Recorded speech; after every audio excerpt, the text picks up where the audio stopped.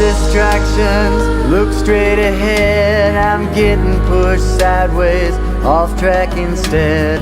Look for the moment when nothing is real. I look for the magic when touch turns to feel. It's there right in front of me, seems far away. Is there any way I can go home? Here I am again, lake in Hennepin, thinking about life, the way that things might have been. Any way I can go home.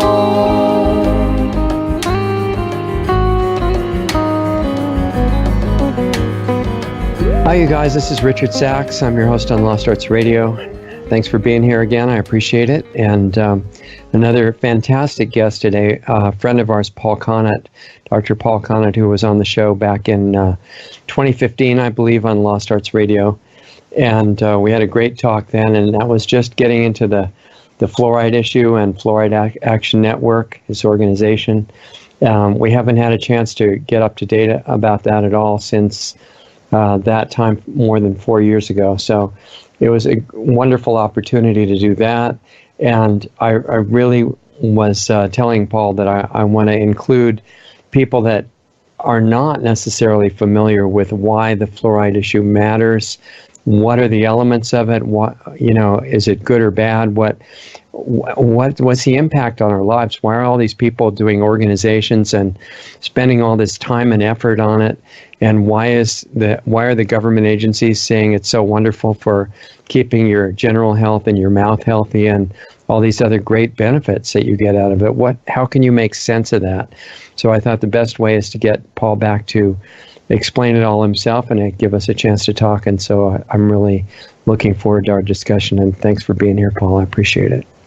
Thank you for having me on, Richard. I look forward to it. Should be fun. So let's start. If people who are already familiar will forgive us because they understand we need to bring new people to the subject up to speed as quickly as possible. Let's go back to where you didn't know anything about fluoride and just quickly step through the points up to where you thought it may be an important issue and what you decided to do about it, and then we'll get into what's happening now. Okay, well, Richard, I'm a retired professor of chemistry, and the key date that you're asking here is 1996, July of 1996. Is when my wife came to me with a bunch of papers, put them on my desk and said, "Dear, would you read these?" And she gave me a cup of tea at the same time. I should have been suspicious. But yeah. I did. I said, "Well, what is it all about?" She says, "It's fluoridation." I said, "Take those papers away. These people are crazy." Yeah, that's a conspiracy theory. Yeah. I had fallen victim of this prevailing dogma that the people that, one, that fluoridation is safe and effective, and the people opposed to fluoridation are a bunch of Looney Tunes, Flat Earth Society. Yeah. And I'd fallen for that. Now, I should preface this by saying I've been an activist for a long time. Long before I was a chemistry professor, I was involved in the Vietnam peace movement with Biafra, with Bangladesh, with India, and a few other things. And then eventually in the 70s with the anti-nuclear campaign.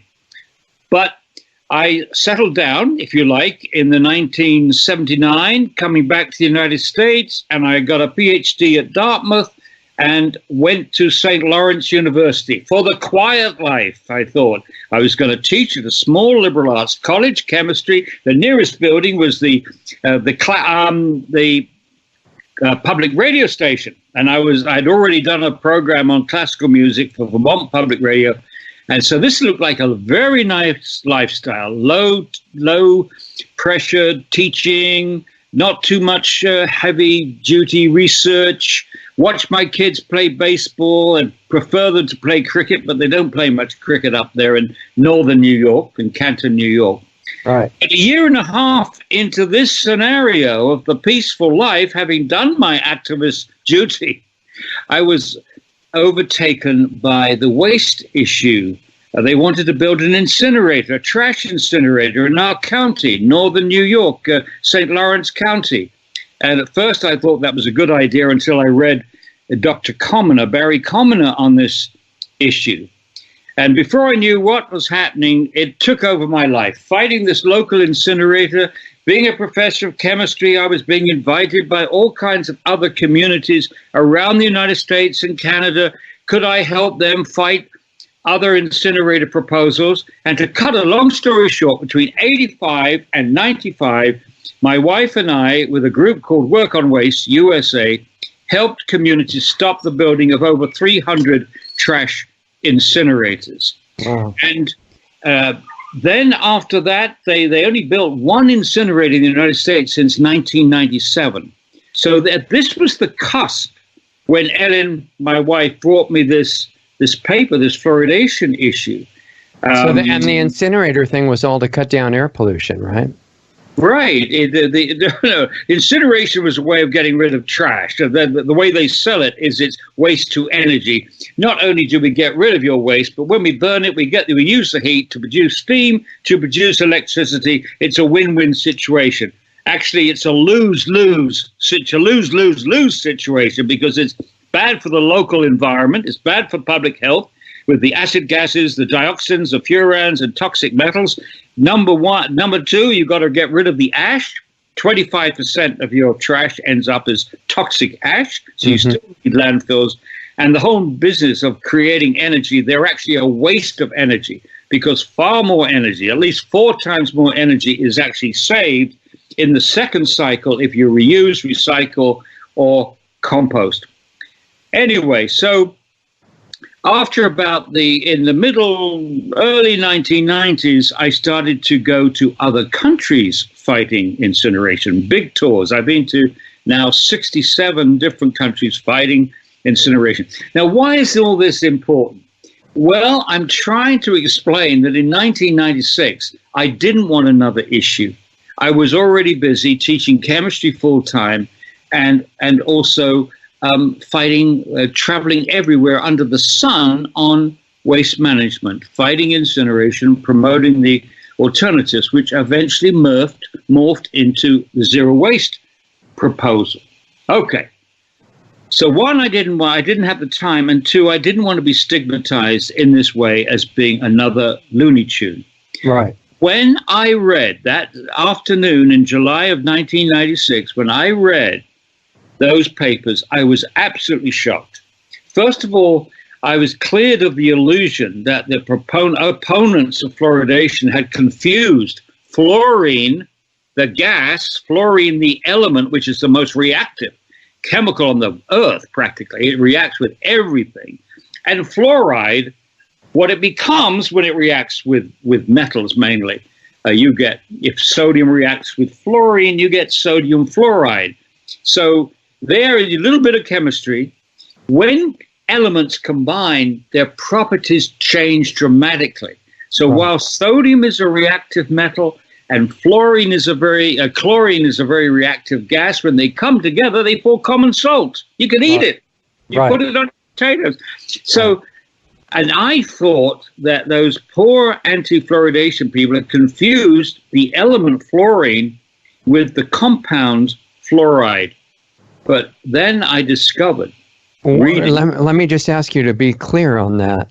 Yeah. You thought that they confused elemental fluorine with what fluoride compound? Sodium fluoride? Yes, sodium fluoride. Yeah, any fluoride. Basically, when you form an ionic compound between a metal and a non-metal, they form positive ions, and the non-metals form negative ions. And once they're in solution, they go their separate ways. So a solution of sodium fluoride or sodium chloride is essentially 2 chemicals. It's a solution of sodium ions in solution and fluoride ions in solution, or chloride ions in solution, whatever you're looking at. These ions go their separate way. And that, incidentally, is why when you see the components in bottled water, if you're in Canada or in Europe, they give you the list of the minerals in the water. They never list compounds. They only list the separate ions. So they'll list the concentration, sodium ions, potassium ions, calcium, magnesium. And they'll list carbonate, nitrate, chloride, fluoride, and so on. Because once they're in solution, they no longer, quote, remember which compound they came from. Water goes through the soil, it dissolves certain rocks, and when those rocks and the minerals in those rocks go into water, they separate into separate ions. We're not usually dealing with compounds in water, but separate ions. And the difference between ions and atoms is that the ions are charged. They've either gained or lost electrons. Anyway. Okay. So that was important. And the second thing was that fluoride, whilst it is not reactive from a chemical point of view, is extremely active from a biological point of view. It does two things which are very damaging to biology. Number one, it forms complex ions with every other metal ion in the periodic table except sodium, potassium, that group 1. So, and these complexes have different properties and cause a lot of problems. So in other words, when fluoride goes into the body, it seeks out calcium, it seeks out magnesium, it seeks out a lot of ions which are doing very important things in biology. That's what makes it dangerous. The second thing it does is it forms a hydrogen bond. And biology is structured, both the function and structure of biology is around hydrogen bonds. Hydrogen bonds hold DNA together. Hydrogen bonds give the shape and structure of proteins. And when enzymes are active, it's the making of breaking of hydrogen bonds, which is so critical for the catalytic properties of these proteins, which we call enzymes. So when I saw that, my main training has been in biochemistry, I was absolutely shocked. I mean, this is crazy. You're putting deliberately into the drinking water something that's going to interfere with enzymes, interfere with hydrogen bonds. This is crazy. And then when I started to read, I found that the first opponents of fluoridation in the United States, going back to the 1950s, were enzyme chemists, were biochemists, people like James Sumner at Cornell University, who got the Nobel Prize for enzyme chemistry. At Cornell said, don't do it. Don't put fluoride into water because it interferes with enzymes. You're going to poison people. Right. Now, it's taken a long time to prove his concerns were right. We knew right away from the test tubes that fluoride interfered with enzymes. That was not. But what the ramifications were to health are only now beginning to emerge. Just in the last few years, we're getting very, very serious medical evidence that fluoride is a very serious problem. But there was another clue, Richard, which I think I'm very keen on evolution, the chemical changes in evolution, what nature does. Now, some of the proponents of fluoridation say, don't worry about fluoride. It's a natural substance. It's naturally in the water. But that doesn't make it safe, Richard. Arsenic is naturally present in some water supplies. It doesn't make it safe. Mm-hmm. And people are spending millions of dollars in some states getting arsenic out of the water. Now, when they say natural, actually, they're confusing geology with biology. It's natural in the sense that when water flows through rocks, it dissolves ions. And if fluoride is in those minerals, some of the fluoride will come out into the water. In that sense, it's natural. But you're talking geology. The rocks came before biology. Look at what biology has done with fluoride. What we've found, starting in 2012 with work from Yale University, what we're finding is that lower creatures like bacteria and fungi and some plants have developed a defense against fluoride. The fluoride, when it builds up in the tissues of these small creatures, switches on proteins, switches on genes which produce proteins which pump fluoride out of the water. These proteins go to the membrane and literally pump fluoride out of the water. What does that tell you? It tells you that nature knew that fluoride was incompatible with the basic biochemistry of the cell. It has to get rid of it. Now, and so they can do that, but humans cannot? Well, you see, by the time you get to the humans in evolution, we've developed a thing called kidneys. And the kidneys pump out most of the fluoride in our water. So if you take an adult, approximately 50% of the fluoride that we ingest each day from all sources, toothpaste, water, food, pesticides, and so on, is removed from our body quickly. The first run through the kidney is taken out of the blood and into our urine and out of the body. That's a defense mechanism. What happens to the rest? Almost immediately, the rest of the fluoride in the bloodstream is taken up by the bones, the hard tissues. Again, that attraction that fluoride has from calcium, it goes to the bones. And I see that as a defense mechanism. Some promoters of fluoride think that this is good for us. It hardens the teeth. It hardens the bones, they say. But really what is happening is it's poisoning the teeth and it's poisoning the bones. And we now talk about dental fluorosis, which is this mottling of the teeth, marking of the teeth, discoloration of the teeth. That is poisoning of the enamel or the growing teeth with fluoride, and skeletal fluorosis, where you get poisoning of the bones. And the first symptoms of fluoride's poisoning of the bones is stiffness and pains in the joints and pains in the bones. It's the first symptoms of fluoride's poisoning of bones, and those are identical to the symptoms of arthritis. Yeah, they don't call it fluoriditis, they call it arthritis, right? So there's no official connection. No, and that's the trouble. Once the U.S. Public Health Service had endorsed fluoridation in 1950, before any trials had been completed, before there was anything seriously done on studying the long-term or even the short-term health effects of fluoride, the U.S. Public Health Service endorsed fluoridation. Incredible.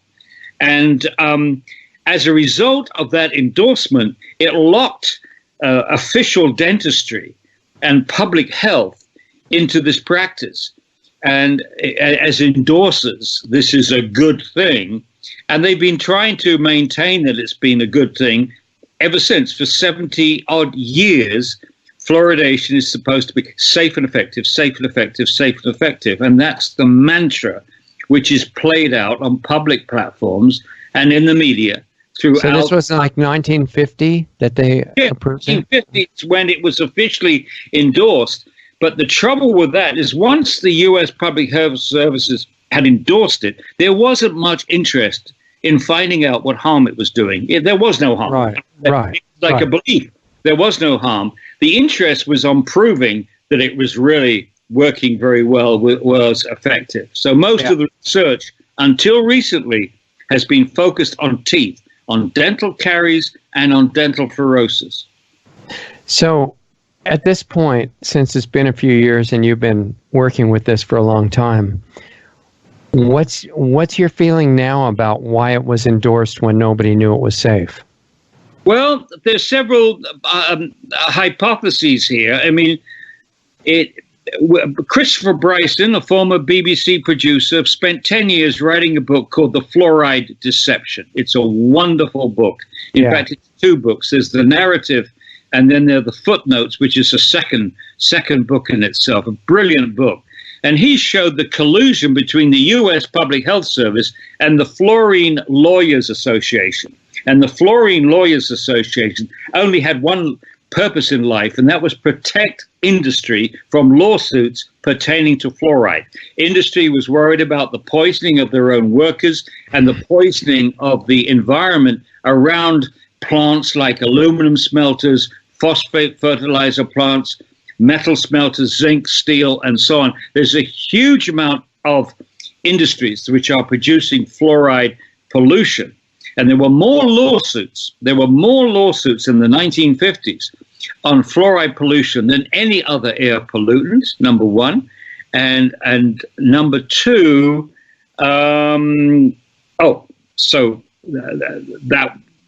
you could read that thesis from Chris Bryson. Basically, he sees fluoridation as a way of changing the image of fluoride as one of the worst air pollutants that had done more damage to agriculture. According to the Department of Agriculture, fluoride has done more damage to agriculture than any other air pollutant. So it was a way of changing the image from this nasty air pollutant to something which was actually good for your children's teeth. And that's what... I'm sorry, Go ahead. Finish. The other economic driver here is the sugar lobby. The sugar lobby in 1949, this is 1 year before that mysterious endorsement by the U.S. Public Health Service, the sugar lobby wrote in its magazine called The Sugar Molecule. They said, we need to find a way to reduce tooth decay without reducing sugar consumption. Right. And since that day, and then they funded various researchers like Fred Stair at Harvard University and other nutritional departments to do two things: promote sugar as a nutrient and promote fluoride as a beneficial substance that could be used to fight tooth decay. So they didn't really need it to be true that fluoride did anything beneficial. They just needed to say so, because if people would believe it, then they would keep using the sugar. Yeah, exactly. I mean, it was a huge distraction, and the sugar lobby has continued to play this role for 70 years. And if you think of how much damage sugar has done to the health of children, let alone their teeth, but to the health of their children, they have a lot to answer for. I mean, they increase the sales of sugar and everything, from cookies to candies to everything, cakes and so on. And at the same time, pretending that there was this protection there from fluoride. So the Fluorine Lawyers Association was to protect the image of fluoride as something good, right? Well, they were protecting industry from lawsuits, period. And the lawsuits, which were very apparent in the 1950s, were from farmers whose agricultural products were being damaged by fluoride. The fluoride settles on the grass, and then the cows eat the grass, and then they come down with skeletal fluorosis. Literally, there are videotapes from the 50s where you see cows on their knees and drinking water like dogs because their teeth are rotted to the gums, and the water was very painful when they drank it. So they lapped the water like a dog with the tongue going crosswise. Very, very heartbreaking shots of these animals. So those were lawsuits. Actually, small potatoes individually on a farmer, I mean, they could buy off these farmers for 30, 40,000. But what they were more concerned about was those lawsuits in the offing from their own workers who, with a career-long exposure to fluoride, would probably at least have arthritis and probably have bone damage and crippling. And they usually get rid of them before the big symptoms show up. So I tend to go looking for causes for things during a discussion, and it sounds like what you're describing is the willingness of associations and legal people and medical groups and things like that to just endorse something they know is harmful if there's something they'll get out of it. Okay, now let me back off of that just a little bit. I think you've got an interweaving of two different sets of people.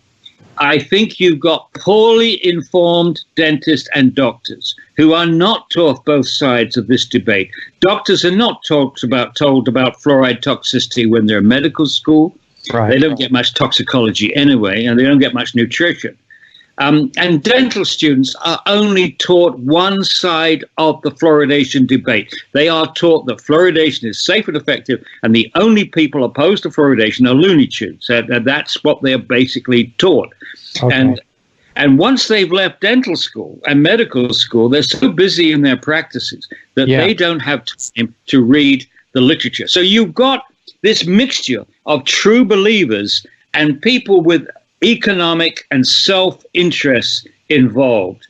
And so these two things have gone forward almost hand in hand through the many, many years. So what you're describing is a so-called educational system, which is really a memorization system. Oh yeah, yeah. You know, they're not learning that fluoride is good. They're memorizing that it's good or safe, right? And there is a difference, and it seems like that distinction has been forgotten.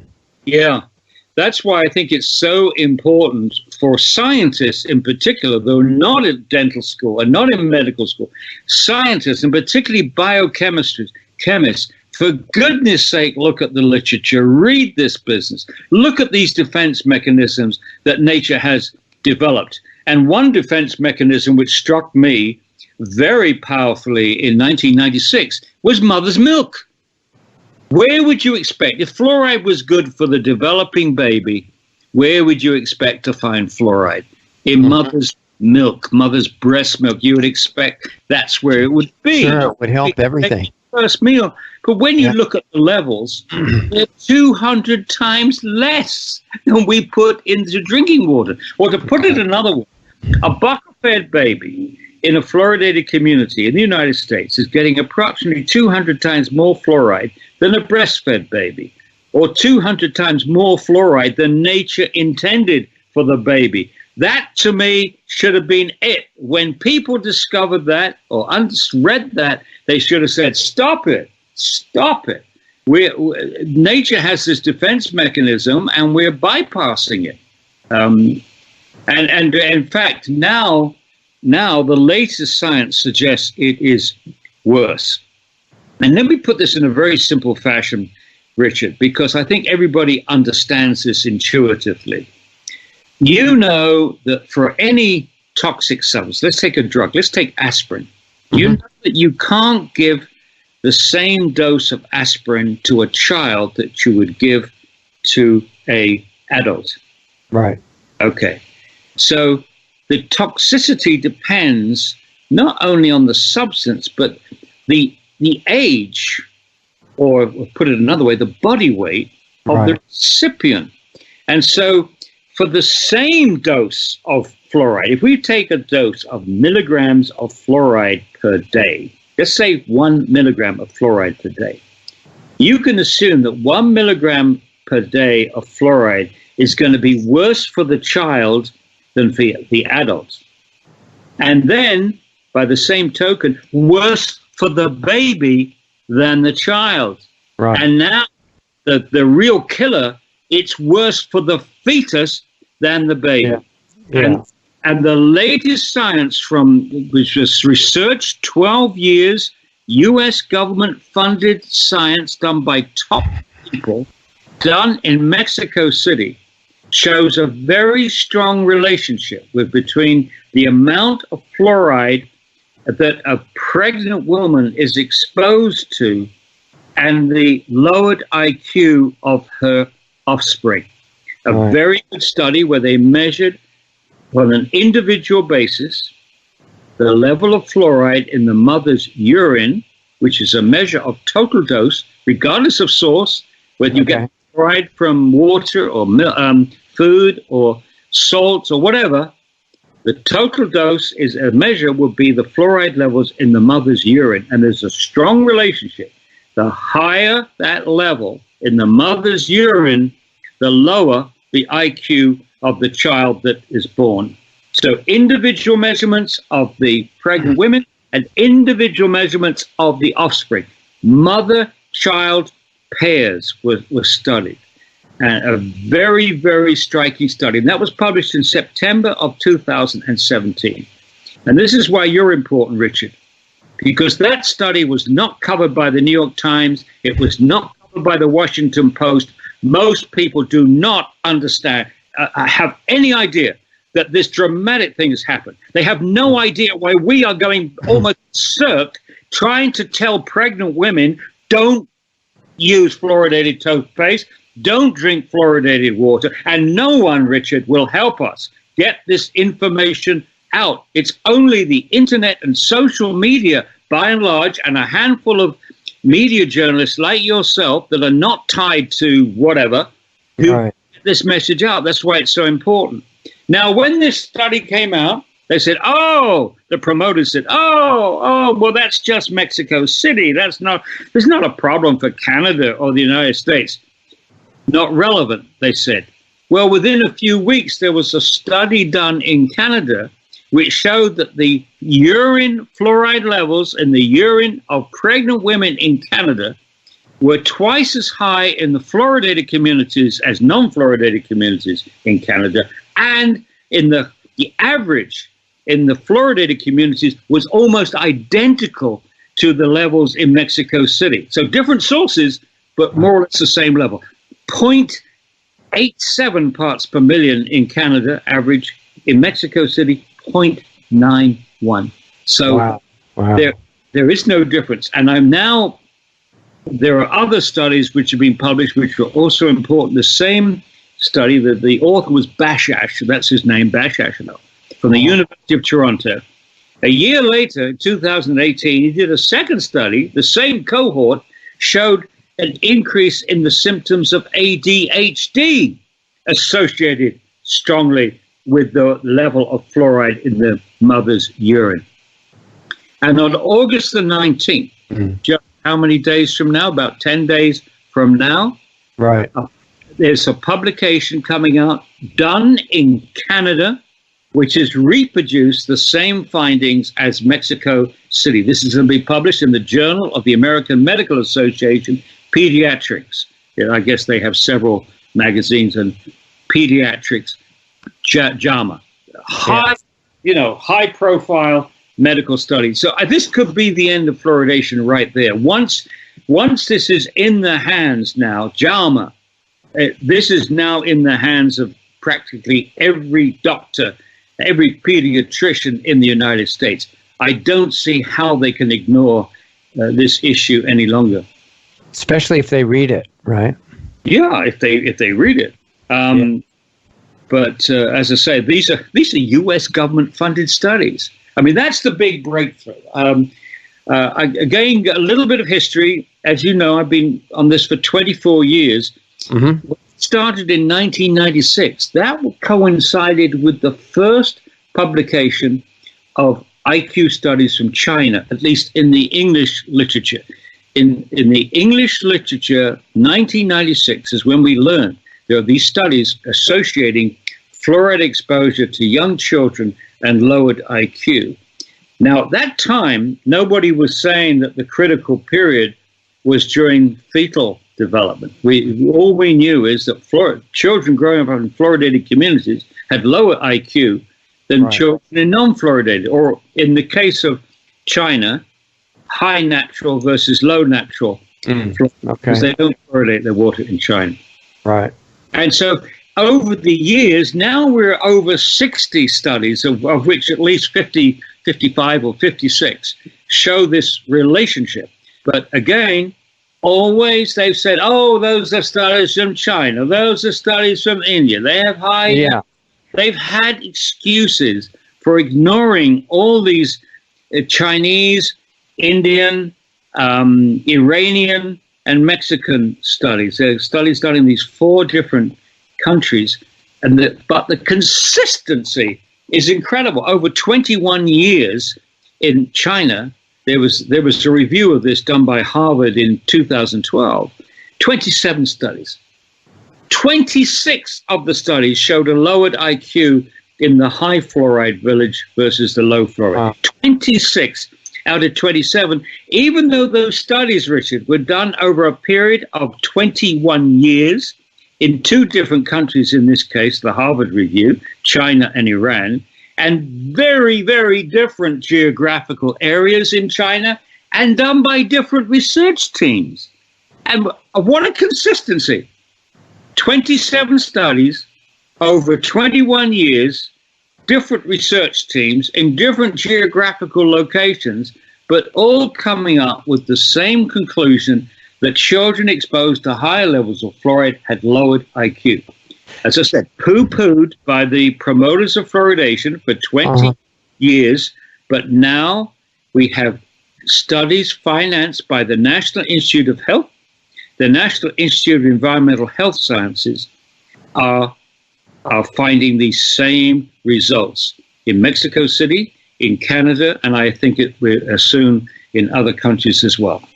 So in a place like China, if they find that out and they find it's destroying the health, assuming that they wanted the people to be healthy, which is a whole other issue, what would they do? Start putting in municipal water filters that took out fluoride? Oh, yeah. Good question. Yes, you have these endemic areas for fluorosis in China. Literally millions of people in China and India have had their health compromised by fluoride. I've mentioned dental fluorosis and skeletal fluorosis. Right. And what they do in the villages I visited back in 2006, I think it was, the villages I visited, it was just a question of digging a deeper well. Most of the fluoride in the villages I was at was located in the upper layers of the soil. So if you had a shallow pump, then you get high fluoride levels. But if you just drill down, then you get the water from the lowered levels. And that was the simplest way to correct the problem for many villages. But so you'd have to have a good casing going down to the water level, right? So yeah. But in other villages, they have systems. They have bone char. They use bone char in some places because that's an avid, it absorbs fluoride, bone char, and various low-cost chemicals they've used in India and China to remove the fluoride. Now, the difference between China and India and America on fluoride research is that India and China do not have a deliberate fluoridation program to defend. They are trying to protect their public from natural fluoride. So there's no politics operating to suppress the information or just not finance the research. So the really good news, I think, is that the National Institute of Health is now funding good, solid studies. It will no longer be a question of, that you can't trust those studies. Now they're doing solid studies. And it also means that researchers are no longer inhibited by what has happened to people in the past. For example, Dr. Phyllis Mullinex was the head of the chairman of the toxicology department at Forsyth Dental Center. She also had an appointment at the Children's Hospital there. And she found in 1995, that animals, rats, exposed to fluoride before they were born were hyperactive, and rats exposed to fluoride after they were born were hypoactive. And it caused quite a furor. She was called down to Washington, and she was actually asked. People said, do you realize what you're saying? You're saying that fluoride may be lowering the IQ of children. And she said, yes, that may be what I'm saying. And at that point, this is in the 1990s, early 1990s, she thought she was going to get a lot of money for research because they seemed so concerned about it. But they weren't concerned about what she was finding. They were concerned about stopping her doing the work. They fired her. Forsyth Dental Center fired her and told her that her work was no longer relevant to dentistry. You can imagine the shock waves that went through scientific research circles when they found out that somebody that produced this landmark study was fired. And then similarly in the EPA, William Marcus, who was the chief toxicologist of the water division of the EPA, he responded to a study on cancer in animals, a cancer study, and he was appalled that people were downgrading the cancers when they shouldn't be. He blew the whistle on this, and they fired him too. They fired this really competent toxicologist because he was waving red flags on fluoride's toxicity, which interfered with this great public health program. One of the great public health achievements of the 20th century, according to two people at the Center of Disease Control. And that's quoted every day somewhere. So what do you think is going on there? Why do the people fire him when most likely they would know that he's doing legitimate research? What's going on? What's going on is people protecting their reputations, protecting their rear ends, protecting their gravy train. You also have to understand, during that period when fluoridation, the idea of adding fluoride to the drinking water was first discussed in about 1945, and then they started the trials in 1950. In that period is when they established the National Institute of Dental Research. And basically what that did, a huge building in Bethesda, Maryland, along with the National Institute of Health, it put dentistry, dental research on the same level as any other research into any other organ. It established dentistry as a part of medicine, as opposed to going a plumber. It established their reputation. So a huge amount of dental research was propagated on the backs of fluoridation. It became literally the gravy train, and still is today. But the one thing you have to do, if you're going to get money from the National Institute of Dental Research to do research on fluoride, you have to say in the first paragraph that it's a terrific for teeth. Swallowing fluoride is terrific dental health. It's like a ticket of entry. So that's the one therapy that got dentistry credibility. Credibility and allowed it to become part of medicine. Yeah, and also public health. The people in dentistry are very proud of fluoridation. It's their contribution to public health. The people in public health are very proud of this intervention. And unfortunately, the very aspects of their pride are the very aspects which says you shouldn't have done it in the first place. Because if you put a toxic substance into the drinking water, it goes to everybody. And for them, that's a boon. Right. It goes to everybody. It means you don't have to educate anybody about avoiding sugar, about good diet, about good dental hygiene. Just shove this pixie dust in the drinking water and everybody is looked after. And they also believe that this is going to be a benefit for poor kids.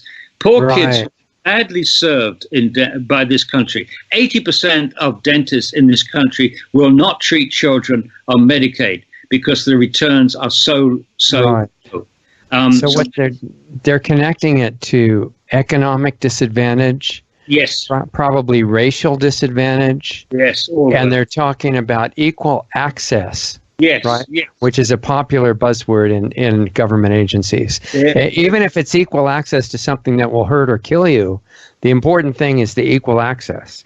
Yeah. Well, of course, whether or not the kids are actually drinking water instead of soda is a big question. But the real concern here is the last children who need to have an impact on their mental development, lowering of IQ, ADHD, are children in low-income families. Yeah, because they're already not getting very good food, probably. That's right. The very people that you would want to help are going to be hurt most. And you mentioned sodas, but if sodas are made commercially, they have plenty of fluoride in them, right? They get the same fluoride that's in the water. That's right. If you make a soda in a fluoridated community, you'll certainly have the fluoride in there. And then same with fruit juice. If you dilute the concentrate with local water, it's going to be probably fluoridated. Yeah. So there's some kind of a defect in, I mean, I know this is getting out of the realm of conventional science, but there's some kind of a defect in the consciousness and ethics of the people involved willing to protect something psychologically, and it's irrelevant what it does to people. It's just that they get onto what they have to protect. Yes, indeed. But there's only a few players in this. This is the thing that's so striking to me. You can count almost on the fingers of one hand the individuals that are actually calling these shots. I mean, we have huge bureaucracies, right? You have the American Dental Association. You have the Center of Disease Control and the whole chain of command on health and public health, from the Center of Disease Control through state health departments, down to local health boards, down to your local doctor. If you're in one of those bureaucracies, you learn very quickly you don't challenge policy. Right. Your job is to promote policy, not to question it. So right. Even though you've got a vast network of people, it's only people at the top who are normally political appointments with a huge salary to protect, who right. can change this cumbersome machine to turn it around.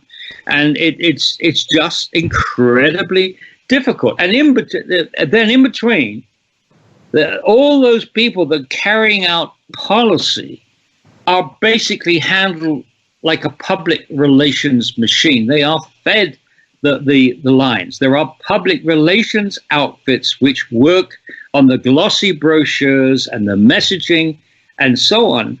And right. And that's where the not immorality, but the amorality comes in, the lack of moral questioning. Because if your job is a public, you know what your job is. Your job is to promote something. So you promote it.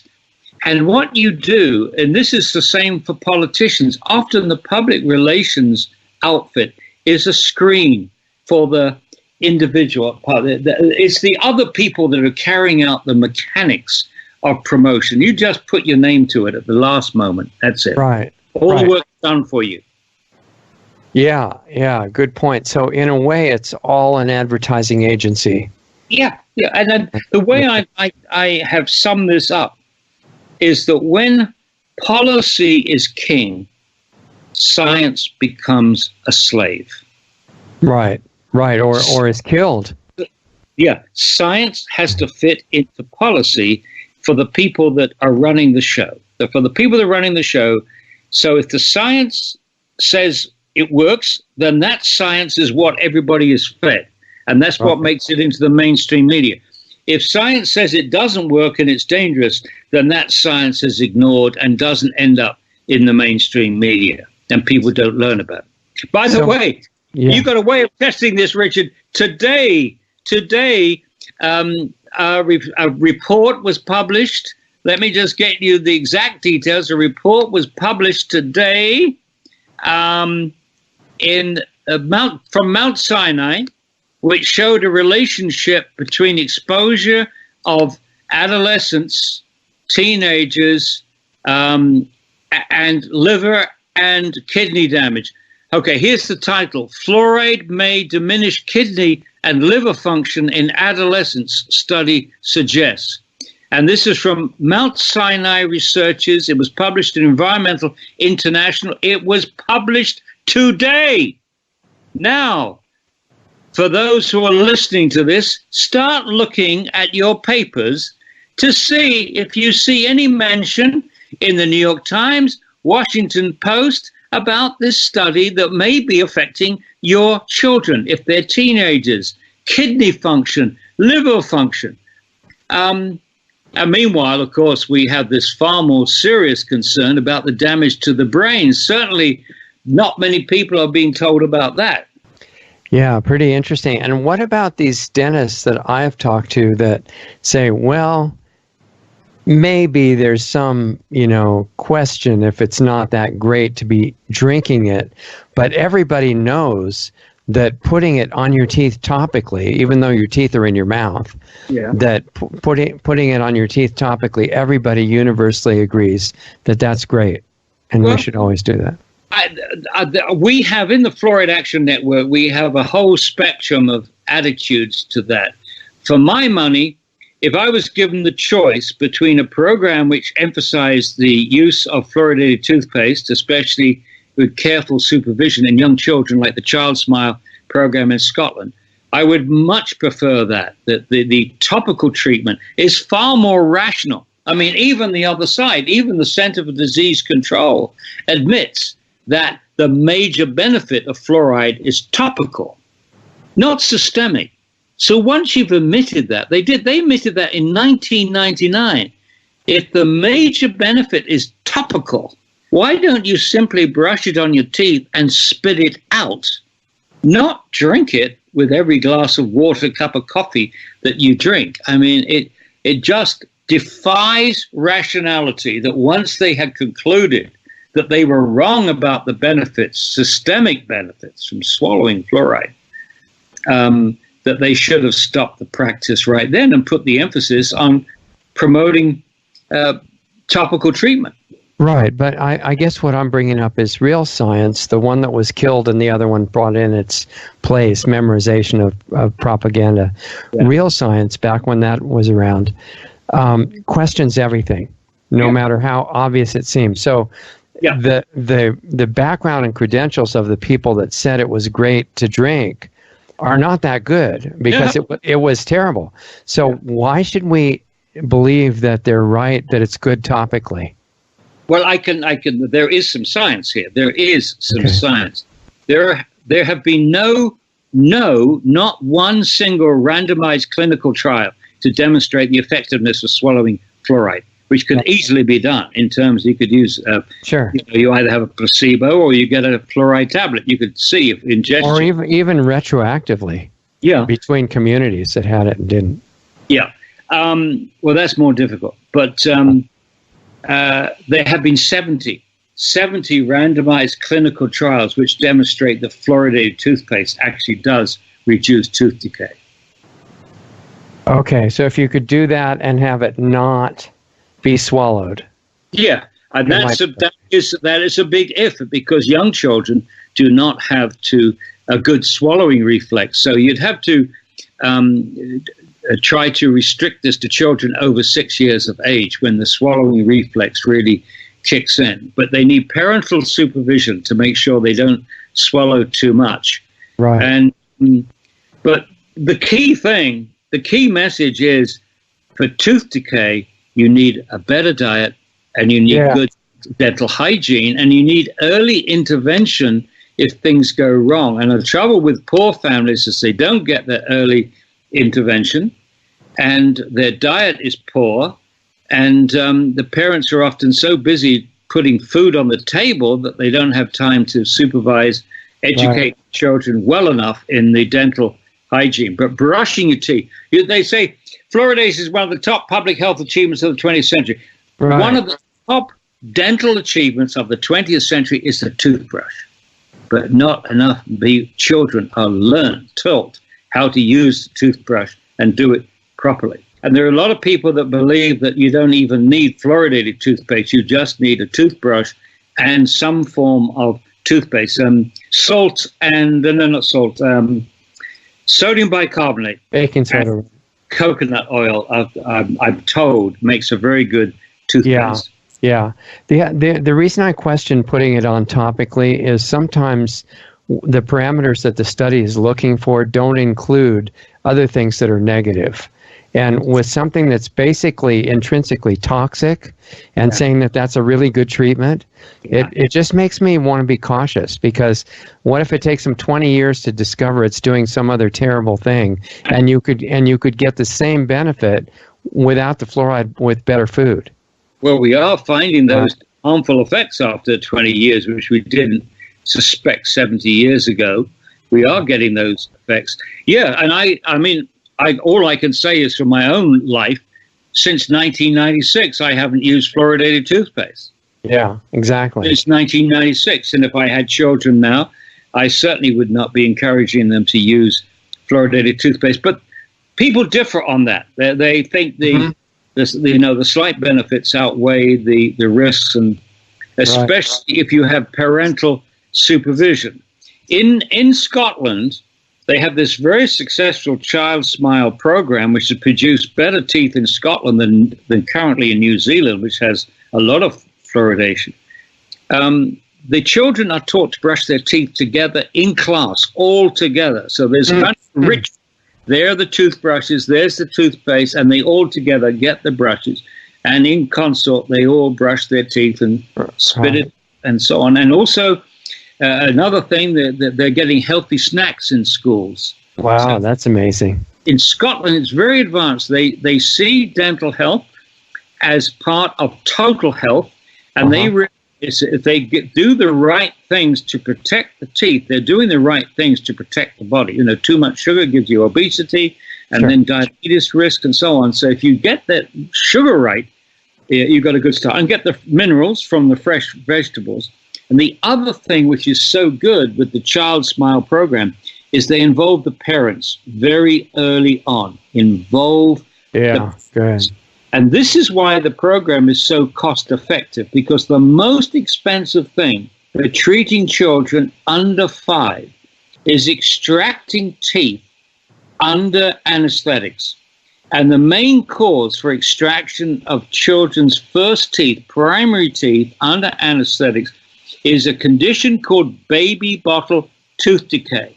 And this occurs when a baby sucks on a bottle formula, either milk or sugared water, fruit juice, even Coca-Cola. When they suck on it, when parents use this as a pacifier and the kid goes to sleep with this in its mouth, what happens is the top teeth rot to the gum. Whereas the bottom teeth are hardly touched because the tongue is actually protecting the teeth, the bottom teeth.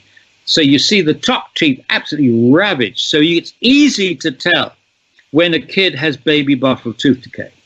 Okay, so the end result, if you have early access to parents, you can warn them about avoiding baby bottle tooth decay. And that literally saves millions of dollars for these programs.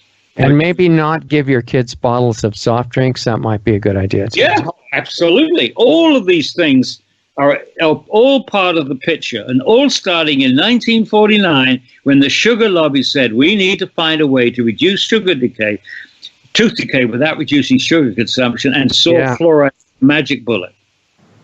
It's not a magic bullet. And fluoride, by the way, does not treat baby bottle tooth decay. The rates of baby bottle tooth decay are the same in fluoridated and non-fluoridated communities.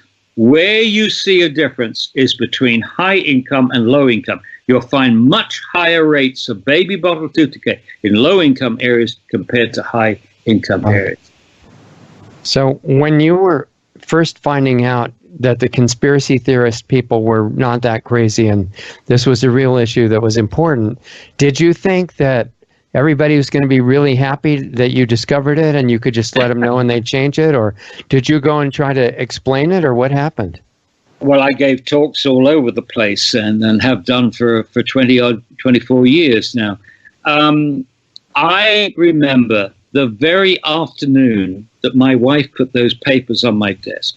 And the reason she did that is that evening they were having a meeting at the local village of Canton, and they were deciding whether to continue fluoridation or not. And she wanted me to read this stuff so I could give her solid advice, scientific advice, whether she should say continue or stop.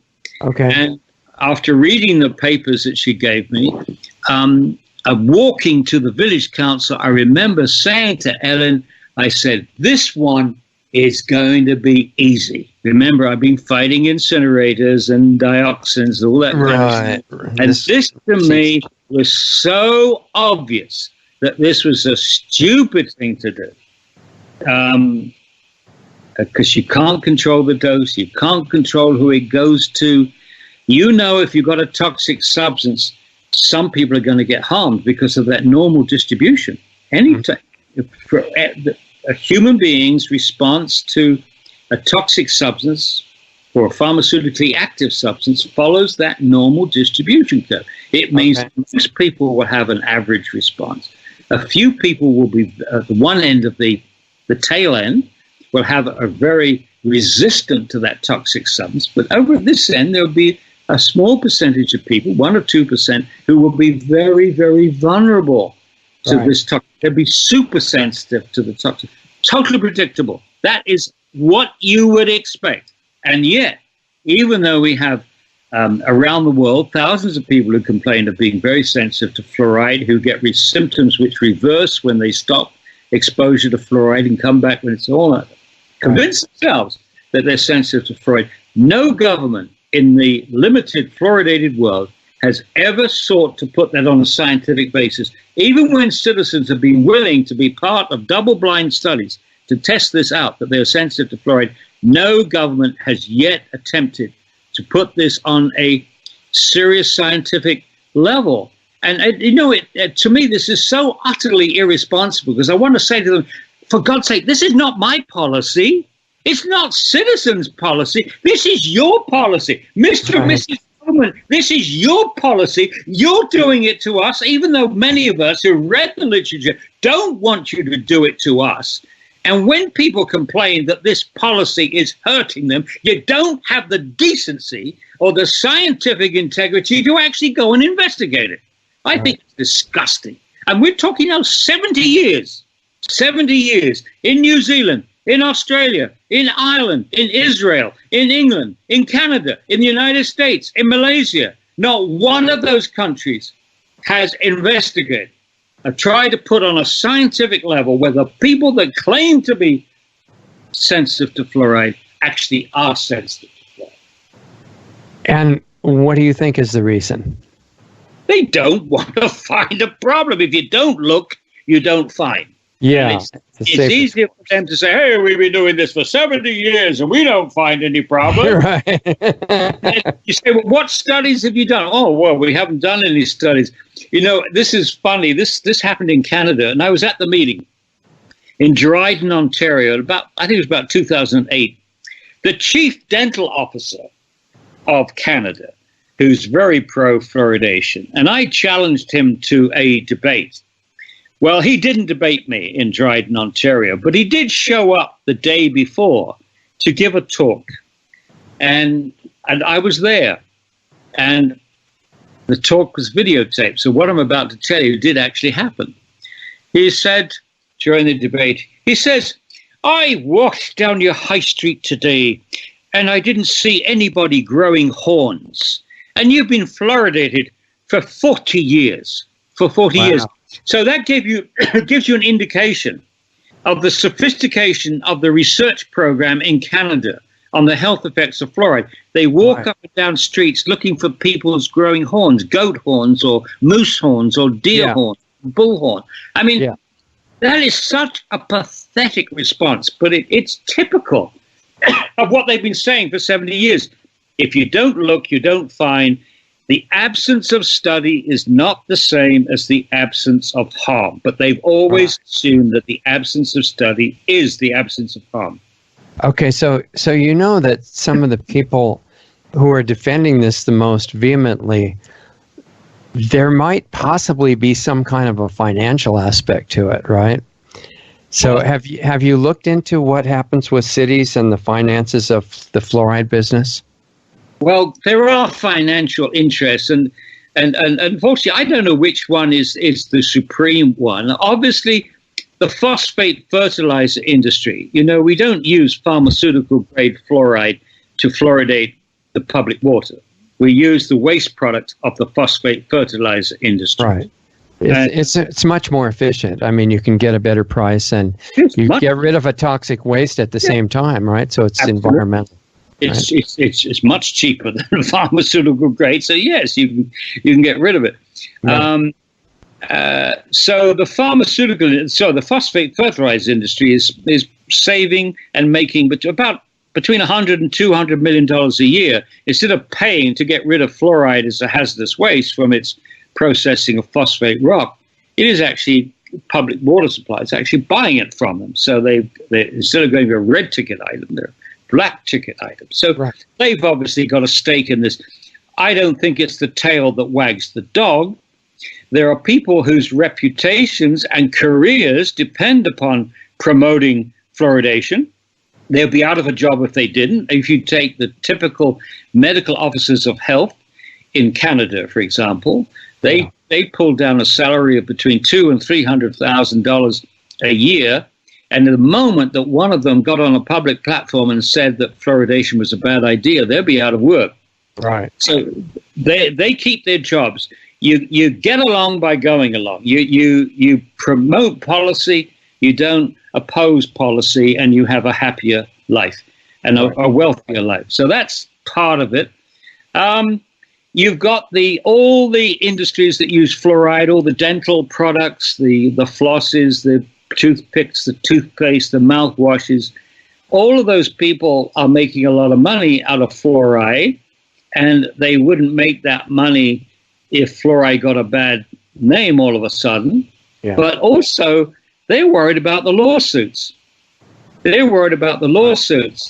And if people can prove that they've been damaged, as all these new studies come out in terms of liver damage, the kidney damage, brain damage, tooth damage, bone damage, the lawsuits could make the tobacco look like a picnic.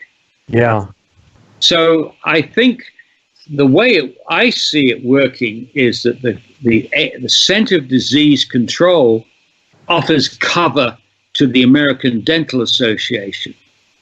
Right. And the American Dental Association, in turn, offers cover to the fluoride dental people. They're all being protected by, it's just like Solzhenitsyn's novel, first circle, it's all, you're all responding to the person immediately above you, and that person's responding to the person immediately above you. Right. So it's you just say what you're told and keep your money intact. That's right. As long as the Center of Disease Control is pouring out this garbage, like fluoridation is one of the top 10 public health achievements of the 20th century, it makes it easier for the American Dental Association and easier for the dental manufacturers. Someone has to blow the whistle. It's interesting that you mentioned the ADA, the American Dental Association, because weren't they actually started to protect the use of mercury in amalgam fillings? Absolutely correct, Richard. Absolutely correct. If you go back to the 1830s, you had in America the amalgam wars. And that was a war between two groups of dentists. One group of dentists favored gold fillings, and the other group of dentists favored these mercury amalgams, which were much cheaper. Yeah.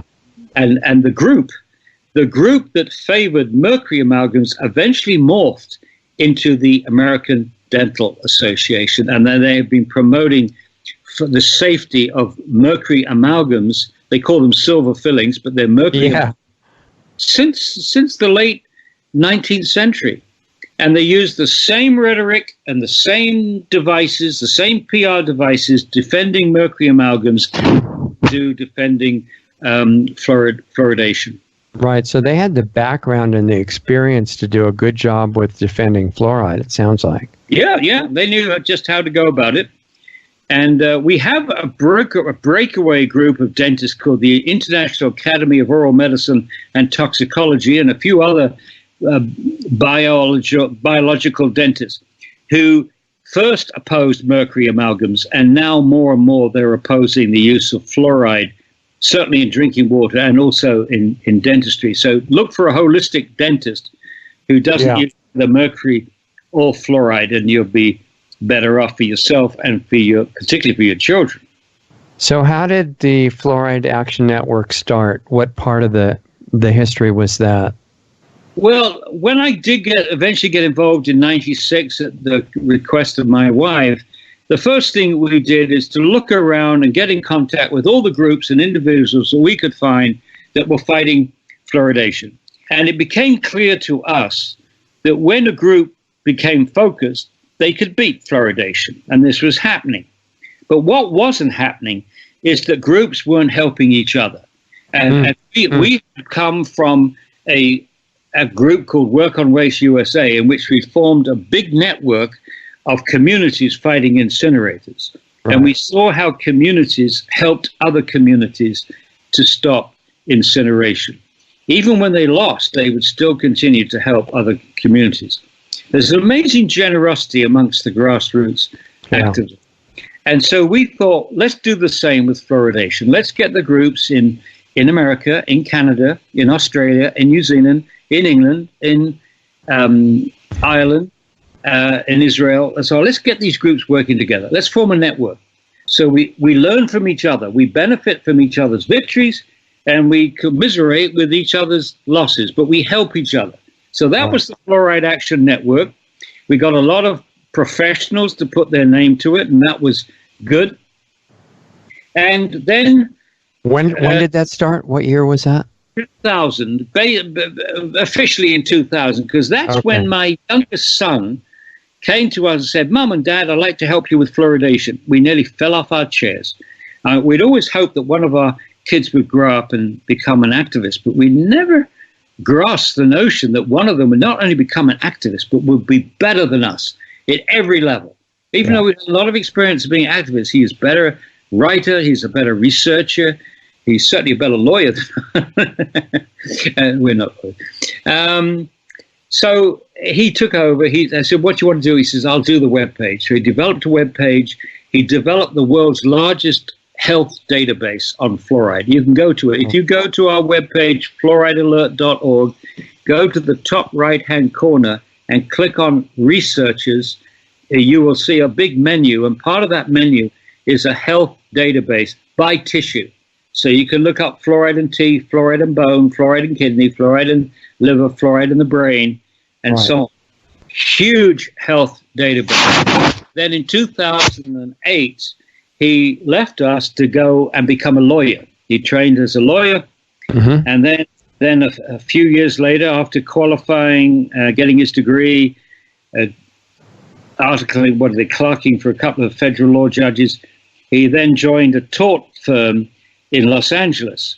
And now, run the clock forward, he has come up with the lawsuit which should end fluoridation once and for all. And quite frankly, it's brilliant. And just to run the clock forward, this lawsuit will start in San Francisco on February the 3rd, 2020. It will last for 2 weeks. And if science can get a foothold here as opposed to politics, we should win that. It should be the end of fluoridation worldwide. Now, this is how it came about. He saw that under TSCA, the Toxic Substances and Control Act, the EPA has the right and obligation to protect the public from toxic substances. And if they find that a toxic substance poses, used in commerce or in any way, poses a risk to the general population or even subsets of the population, they have the right, the power to ban that substance, ban the use of that substance. So my son put in a lawsuit calling for the EPA to ban the deliberate addition of fluoride to the drinking water. Didn't touch naturally occurring fluoride. That's neither here nor there. He says you cannot deliberately add fluoride to the drinking water because of its neurotoxicity. And to win this lawsuit, we need to do three things. We need to show that fluoride is a neurotoxic hazard, that neurotoxic does cause neurotoxicity. And we got over 300 studies to do that, animal and human, no problem. The second thing, it has to show it's a risk at the levels at which people are being exposed to drinking fluoridated water and other sources of fluoride. And we can do that now with these studies from Mexico City and Canada. And thirdly, you have to show that it's unreasonable risk. And it's unreasonable because there are safer and more appropriate alternatives, namely topical treatments, if you want fluoride. Right. So, again, the basis of what allows this lawsuit to happen is showing that the EPA has the jurisdiction to ban a substance under, tell me the condition again. Toxic Substance and Control Act, TSCA. It's an article there which gives them the right to ban a substance which they find in common use can cause harm. Okay, but how do you bridge the difference between their right to ban something and actually making them do it? A federal lawsuit. That's what it is. And the lawsuit is asking for that, right, as a result. It's asking for the judge to say they have to ban it. Yeah. What happened was, you start with a petition. So under this TSCA, you put in a petition. Any citizen can do it. Any group can do it.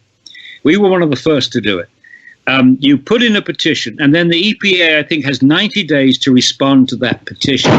Mm-hmm. And they could have responded in two ways. They could have rejected our petition on its merits, or they could have rejected our petition on jurisdictional grounds and shunted it over to the water department, which would have been the kiss of death for us, because the water department is hand in hand with the National Institute of Health, which is pro-fluoridation. But they didn't. They rejected our petition on its scientific merits. They were saying the evidence that fluoride is neurotoxic and lowers IQ in children is very weak and not relevant to American populations. And so we engaged. Then that allowed us, once they rejected our petition, to sue them under TSCA, to force it into federal court. And then the next thing, the EPA tried to chuck the lawsuit out, and the judge ruled that they couldn't. It was a valid case. So beauty now, Richard. I mean, salivate on this one. Number one, my son knows a hell of a lot about this literature, and he's going to be the lawyer.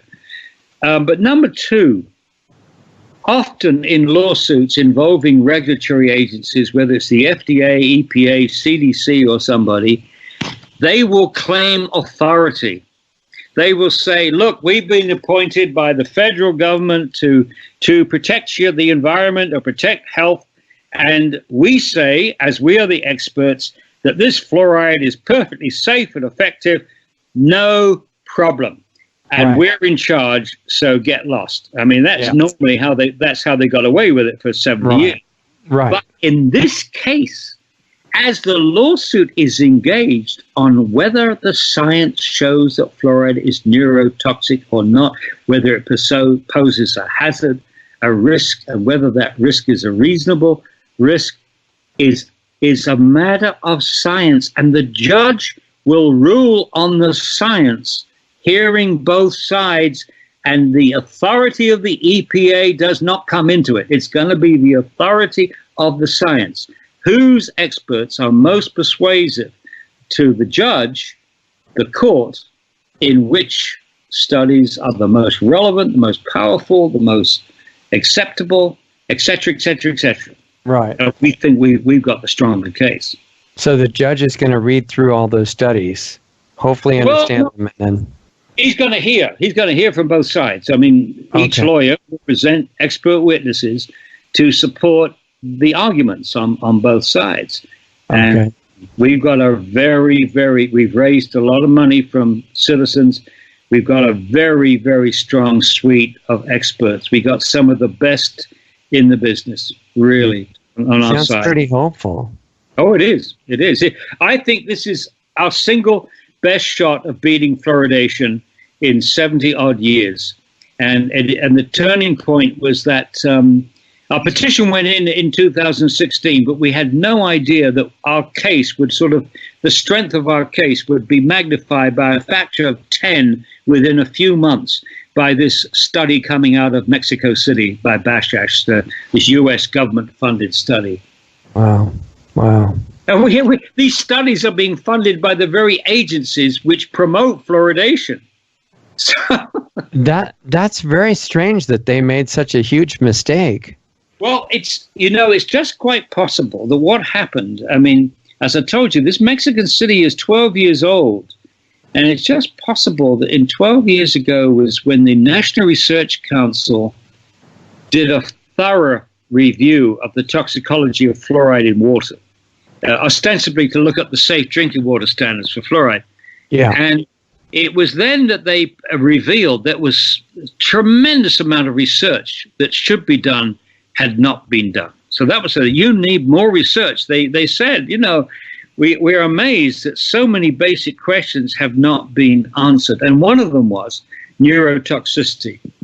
Right. So it must have been about that time that the NIH and particularly the NIEHS, the National Institute of Environmental Health Sciences, very important agency, started to fund these studies.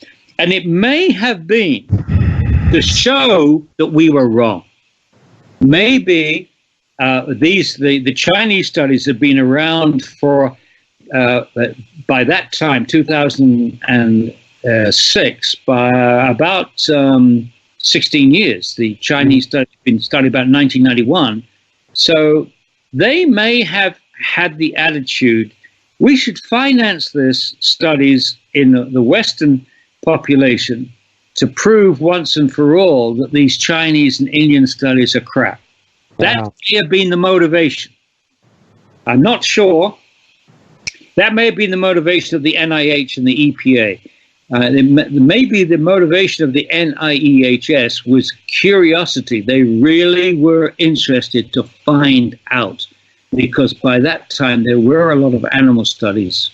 Right. And as I said, the consistency on the human studies was very striking. Wow. So if that is successful, and you're saying the trial would only take 2 weeks, right? Then that could, I mean, what would the steps be that would happen if the judge says yes? Yeah, if the judge says you have to, I mean, they'll do the usual things, like they will plead their side will plead for more research. It's not absolutely concrete. It's not proved beyond a shadow of a doubt, because that brings in the precautionary principle. Right. They will argue we need more research, more time.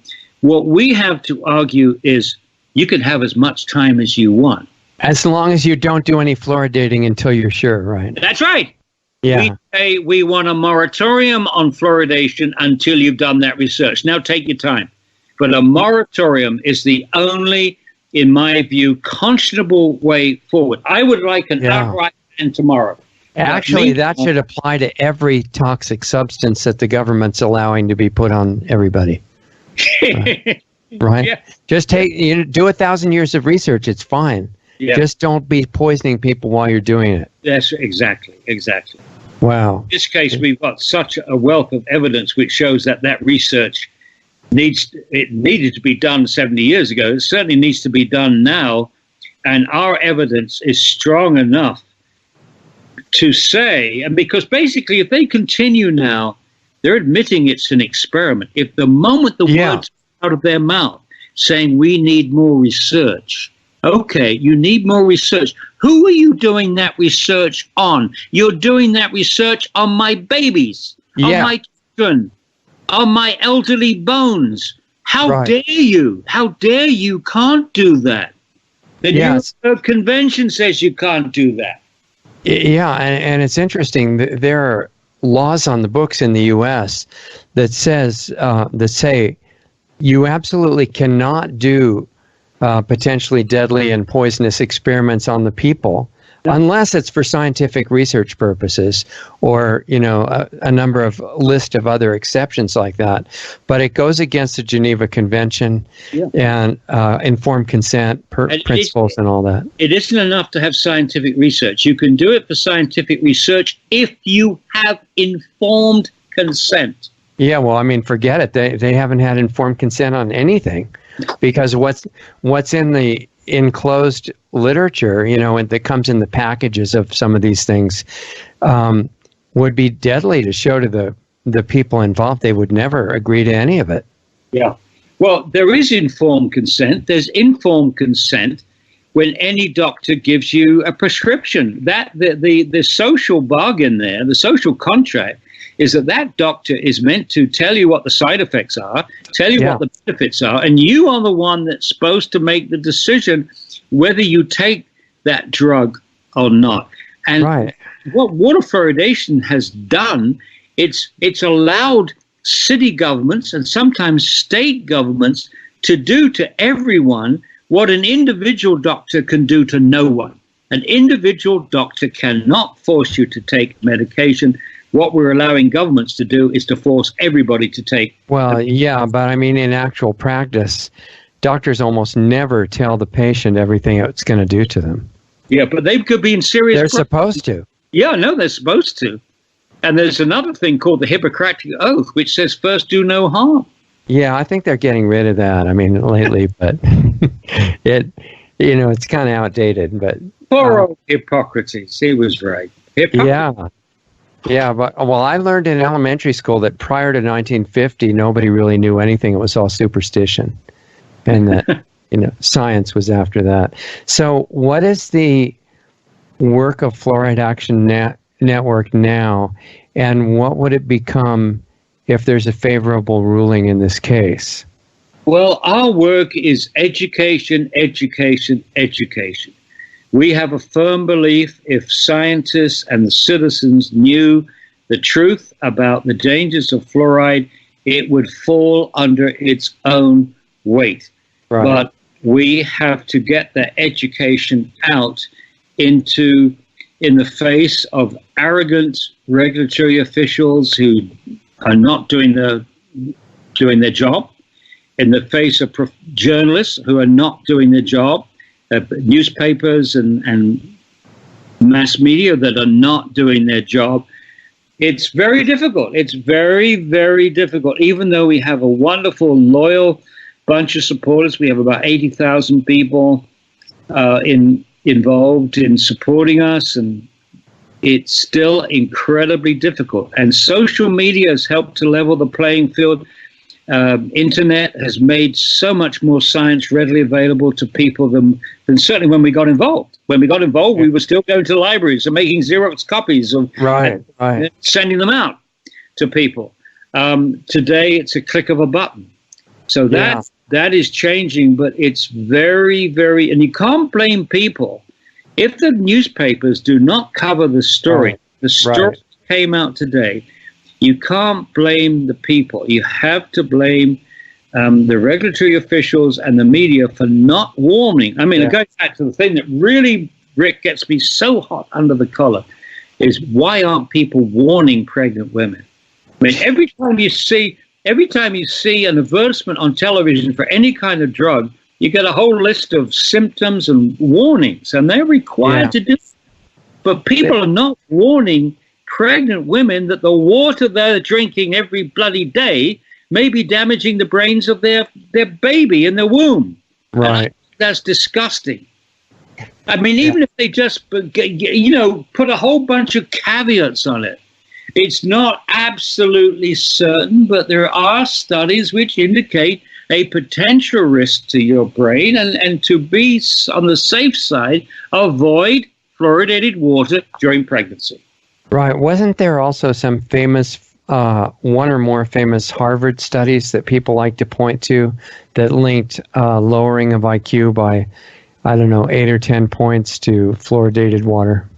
Well, that goes back to 2012. That was a review, and I've actually mentioned this study already. That was a review in 2012 by Choi and al., including Philippe Grandjean, who was one of the world's experts on mercury neurotoxicity. Mm-hmm. And that's the one that did the 27 studies. It was a meta-analysis of 27 IQ studies, 25 from China, 2 from Iran, and all but 1 found a lowered IQ in the children in the high fluoride village versus the low fluoride village. And in most of them, the source of fluoride was in the water. In some of them, the fluoride was from coal burning. But I think it was about 20 studies which was on water fluoridation. When you're trying to get these points across to people about IQ, do you think most people really have an idea what the loss of several points of IQ means? I mean, in everyday life, how would you explain that to them, what the difference is? Well, it's very, very important, and really it hovers over the real central problem of medicating everybody, the central problem of exposing the whole population to a toxic substance. And it's the difference between the impact on the individual, which may or may not be serious, and the individual on the population. Now, let me explain it this way. If you had a shift of 5 downwards in the whole population, right, the average IQ would go from 100 to 95. Okay. And the mothers and school teachers will probably not notice the difference between a child with an IQ of 100 and with one with 95. You wouldn't notice it. Okay. But here's the problem. If you shifted the whole population down by 5 IQ points, and we are exposing the whole population, then the 2 tails are what is impacted. The fraction of children with an IQ over 130, that means the very bright ones, including the geniuses, you'd halve that. You'd halve the number of very bright children in your society. And if you look at the children with an IQ less than 70, officially mentally handicapped, they would go up by over 50%. So the economic and social ramifications of that kind of shift on IQ, and there's nothing controversial about that. It's just simply that's mathematics applied to an exponential curve. Okay. No question about what I've just said, and everybody that knows anything about IQ knows that fact. It's very, very central to this concern. And of course, we think we did that when we had lead in gasoline. Yeah. We think that when we had lead in gasoline, we shifted the IQ down by 5 IQ points. Okay. Okay. Interesting. So at this point, with the educational work you're doing, regardless of the outcome of the trial, you know, I would assume that if the judge gives you a favorable outcome, there could still be an appeal from the other side, right? Oh, yes. Yeah, they'll drag it out. It's going to take a while because there's so much money and other things motivating the continuation of it. They're not going to just say, okay, we give up. No, I don't think they're going to say that. The dental lobby is not going to give up. That's for sure. But I tell you, there is some good news, and very few people listening to this program would have heard this very interesting fact. And I may be overly optimistic here, but let me explain something that happened just a few weeks ago. And it happened in Calgary. Calgary was our biggest victory since our book was published in 2010. One of the authors, James Beck, an MD, PhD, was a professor at the University of Calgary. And he and his friends and colleagues were able to use the book and his own persuasion to stop fluoridation in Calgary. That was in 2011. And that was 1.2 million people liberated. Well, run the clock forward, and they're trying to refluoridate Calgary based upon a very wonky study which claims that tooth decay went up when Calgary stopped fluoridation. It's not true, but they have a study which they point to, but it's been critiqued and it's been published. The critique has been published, but never mind.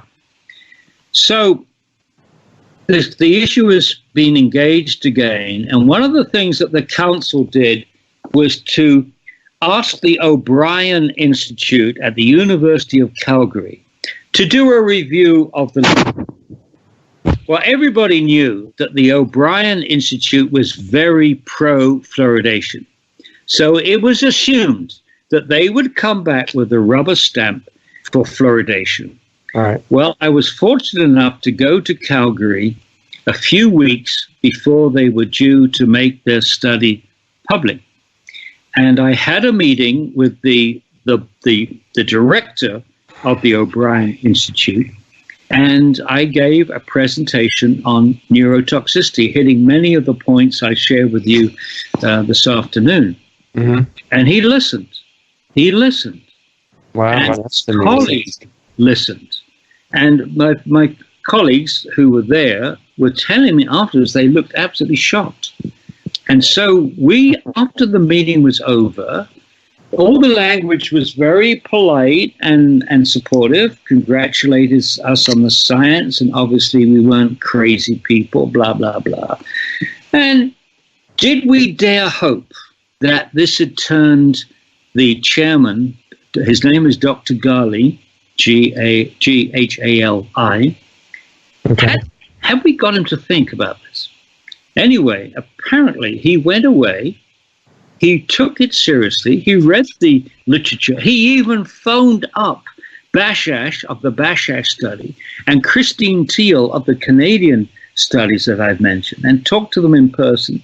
He was very impressed that these studies were financed by the National Institute of Health and Environmental Health Sciences. And what happened? They produced a report which did not come down promoting fluoridation. They said, we cannot give you a yes or no answer. All we're going to do is to review the literature. And in the review of the literature, they did a very good job on the neurotoxicity. I mean, I only found a couple of very small things I would argue with. Otherwise, they were absolutely straight, underlining the importance of who had funded these studies, who was doing these studies. These studies were science.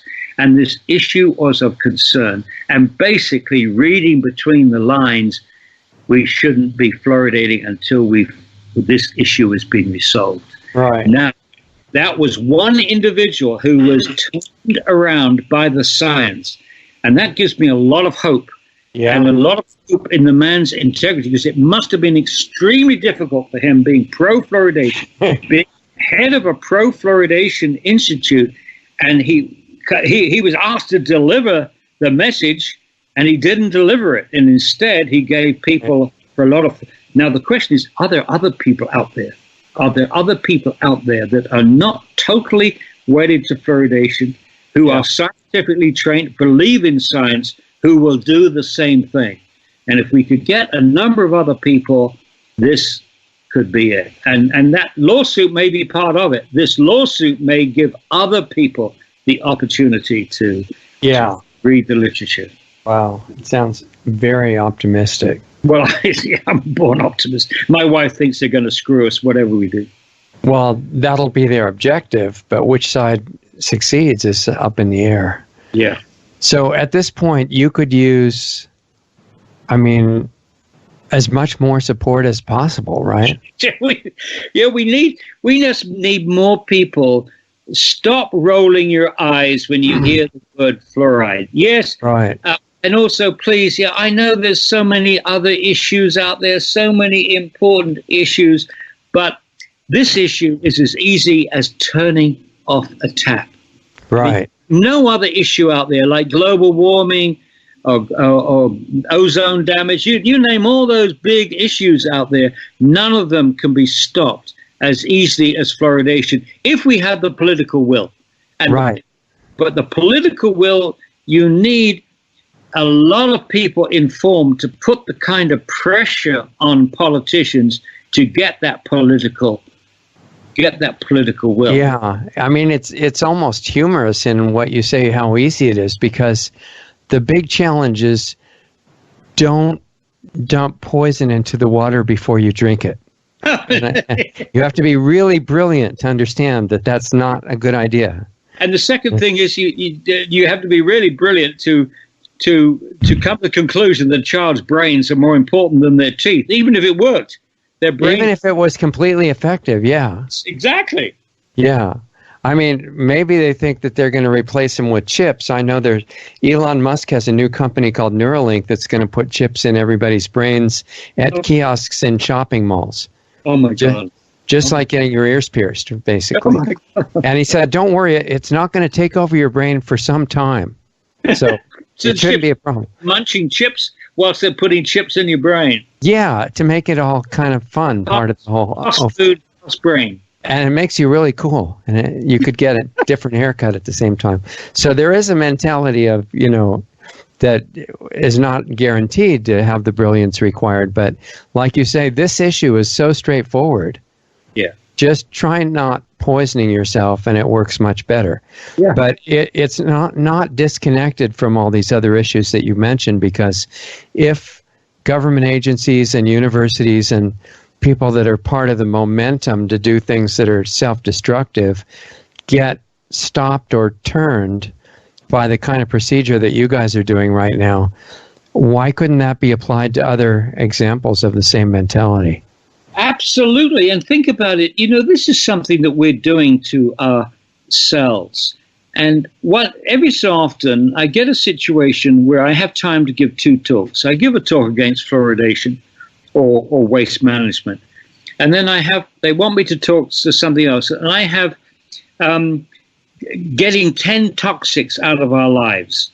And I can't remember them all right now, but these are some of the things we're doing to ourselves. Get fluoride out of the water. Get mercury out of our mouths and out of vaccines. Maybe we should get aluminium out of vaccines. For sure, yeah. Get sugar out of soft drinks. Get aspartame out of soft drinks. Get pesticides and genetically modified organisms out of agriculture. Get PVC out of commerce, because that's the source of dioxin. Get incineration out of waste management. And lastly, get integrity back into science and into the regulatory agencies. That's all exactly analogous to the whole fluoride issue. Yeah.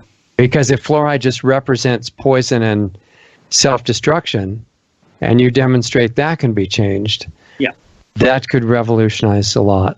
Yeah, and that's another thing to remember. If indeed we're able to stop fluoridation after all these years, and after all the pessimism from people that have tried and failed, boy, what an incredible boost to every other movement in the world. If we can end fluoridation, we can end this, that, and the other. Yeah, I mean, the majority of issues are all the same issue. Yeah. Don't do suicidal stuff. Certainly not for other people. Yeah, yeah. Right.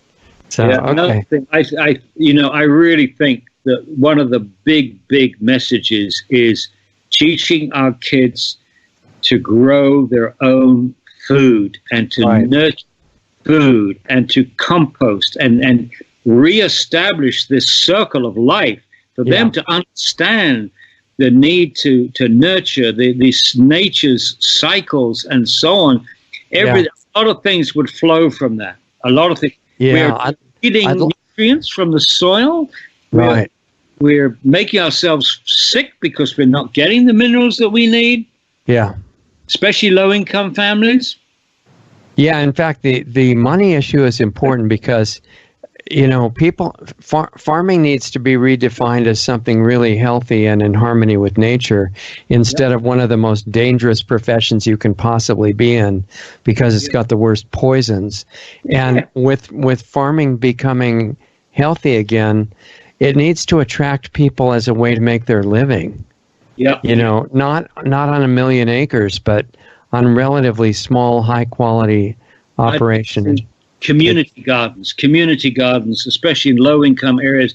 I would like to see governments putting a priority on getting good food to low-income families to try to maybe link farms with low-income areas so that they good food. It would really change cities to be full of community gardens, organic ones.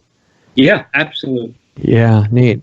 Okay, so if people want to support what you're doing and find out more about it and stay in touch with it, what's the best way to do that? Website and channels and other things. It's Fluoride Alert. That's 2 words, but no, only 1 word. It's fluoride. Remember to spell fluoride, U-O, not O-U. It's not fluoride, it's fluoride. Think of flu, F-L-U. Yeah, like fluoride. Yes. And alert, Fluoride Alert, ALERT.org. That's our webpage. And 2 things there. For people who've got a science and have got a lot of time, click on the researchers button. You'll get just an overwhelming wealth of information. If you've got less time, a more palatable way of getting the same information is go to the middle, and there's a thing called Fan TV, and you'll get oodles of video clips, video programs, things we've made ourselves, things that other people have made. So in the comfort of your armchair, you can get some really top-notch videos which explain the issues very clearly. My son has one called 10 Facts on Fluoride. We have one called Professional Perspectives on Water Fluoridation. That's 15 professionals from around the world explaining why fluoridation is a bad idea. 28 minutes. 28 minutes. Good. No problem. So there's good information there. And then you've got a revolving masthead of 10 different trending topics, which include a lot of the things which we've discussed, the lawsuit, these IQ studies, the Bashash study, the Calgary things I mentioned. Okay. Good stuff. The O'Brien Institute, I mentioned, we got the full report there. And if you go to that, you look at pages 19 to 21, it's the section on neurotoxicity, which remains the most comprehensive, the most accurate summation of fluoride's neurotoxicity done by a pro-fluoridation institute. Do you guys have a YouTube channel and a Facebook presence and things like that? Yeah, we're just making sure that we don't get smacked around by Google's, all the machinations that are going on in censoring. I was going to mention that too, because real health information is targeted for extermination. Yeah. In fact, the first item, if you go to our webpage, go to the first item, it shows somebody on a typewriter in handcuffs. Nice graphic. And that is all about what we're doing to avoid being censored. Okay, good. But you are still on the evil platforms, right? Yes. Well, Google is just the search, but on YouTube and Facebook and Twitter, things like that. We're getting alternatives for all of them. Good, excellent, because there are some good ones coming out. Yeah. Are you guys on Brighteon yet? I don't know. I'm absolutely pathetic on this. Average 12-year-old is what I need to teach me on most of these things. Make sure your guys know about Brighteon because it's specifically anti-censoring. Okay. And they need to be much wider known now. Okay. And it's Brighteon, BRIGHTEON.com. Well, our media director and does all the video work and is a guy called Jay Sanders out of San Francisco. He's very, very good, and he probably knows. Wrote that bulletin, the first item on our homepage. Okay, sounds great. Yeah. I guess we just need everybody's help and at least stay up to date with what's happening with the lawsuit and all the technical stuff on fluoride, and even if it's just to watch the short video, it'd be worth it. Yeah, absolutely. Get yourself informed. That's the start. Okay. Well, I'm sorry to keep you so long. I hope you don't mind. I wanted to cover everything that's relevant, and maybe you'd even come back and give us an update of what happens with the lawsuit later on. Yes. That would be interesting. Yeah. Okay. Absolutely. All right. Well, thank you, Paul. I really appreciate it. And hang on, and we'll say goodbye in the break here. Yeah. Okay, you guys, there goes Paul Connett, Dr. Paul Connett. I thought it was really important to find out after this many years of his being away what's happening with Fluoride Action Network and with the whole legal situation of getting communities around the U.S. and the world to do something really amazing, which is to stop pouring poison into the drinking water system. I know it's hard for some of the highly educated people to understand that why you have to do that, but I think if they try, they can understand it, that it's better to drink water just as water. And one thing that we forgot to mention in talking with Dr. Connett is that he's got a book out with two other authors. It's been out for a while. It's a really important book. It's called The Case Against Fluoride. Fluoride is Fluoride, The Case Against Fluoride. And the three authors that I've got here are Dr. Paul Connett, Dr. James Beck, and Dr. H. Spedding Micklem. And Spedding is Spedding. So you'll find it easily online. I'm sure it's still available there. And remember, he said that the lawsuit gets started in February. So we'll try to have Dr. Connett back on shortly after that to see what's going on with the lawsuit and appeals and responses of government agencies and things like that. But as he mentioned, there's no need to wait for the big lawsuit to work on getting it out of all private communities, because it literally is as ridiculous to have it in the water system as dumping poison into your water and then drinking it, which really is not a brilliant plan. And so it's like this common sense kind of thing that needs to be brought back, like so many other things in the world right now. But it is possible to do that. Anyway, I really appreciate your taking the time to watch Paul. I think it very dedicated, important, sincere, knowledgeable scientist who has done a tremendous contribution to the world and to everybody's family by working to get rid of fluoride in the water system. Very important work.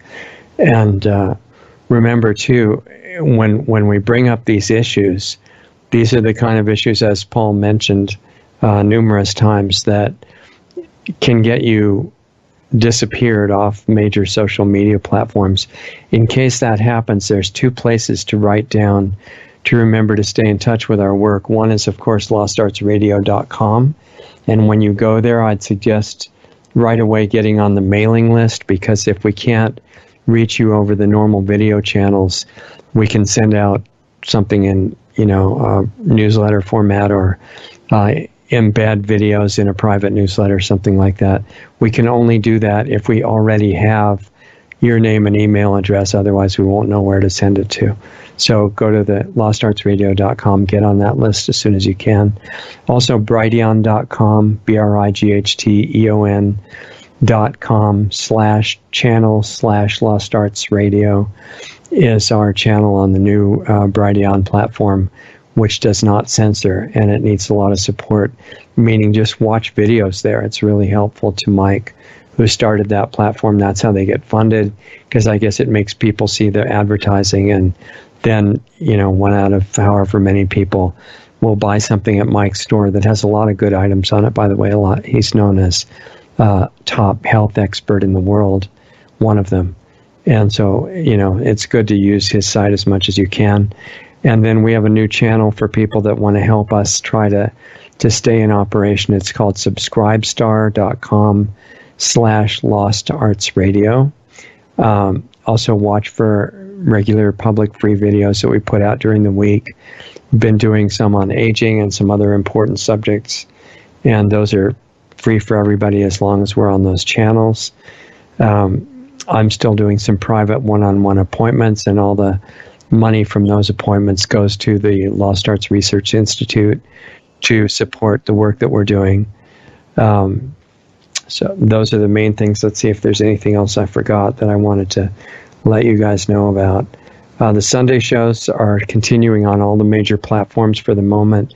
One of the big ones has told us we can't live stream anymore, at least for the last 2 or 3 weeks, but we're still posting the videos as archives or as podcasts up on that platform, so it doesn't mean that we're gone from there yet. And just want to try to give you as much useful, practical information from all these inspiring people as long as we can keep doing that. And I think that's about it. Remember, Planetary Healing Club is still meeting live on a platform that does not get censored. That's a private webinar-based platform once a week. Doug and I are there live in person every week, and it's interactive. It's for people that want to get more deeply into these things in ways that I can't really talk about on public platforms, and have us still be there. So if you're interested in getting into really working on yourself and transforming your life experience and things like that, health issues and any other kind of life issues, we're allowed to talk about those freely on those meetings. The access to that is at planetaryhealingclub.com, and be nice to see you there if you feel like it, but it does involve work on yourself. It's not a spectator thing. Those people who are ready to do that will appreciate it. And otherwise, I guess that's about it. Thanks for being with us. I really appreciate that. And we'll have another inspiring show for you next Sunday with a new guest. Stay in touch, and we'll see you shortly. Introducing Lost Arts Radio on Subscribestar.com. Just go to subscribestar.com/lostartsradio to find our rewards program, offering 10 different giving levels starting at just $5 a month.